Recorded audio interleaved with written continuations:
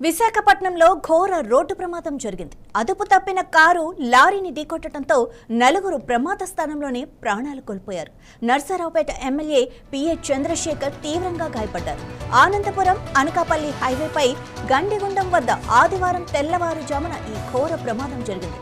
శ్రీకాకుళం జిల్లా టెక్కలికి ఓ శుభకార్యానికి 5 కారులు వెళ్తుండగా ఆనందపురం సమీపంలోని గండిగుండం వద్ద ఈ ప్రమాదం జరిగింది. ఎమ్మెల్యే పిఏ చంద్రశేఖర్ కుమారుడు డ్రైవర్ సహా 4 అక్కడికక్కడే చనిపోయారు.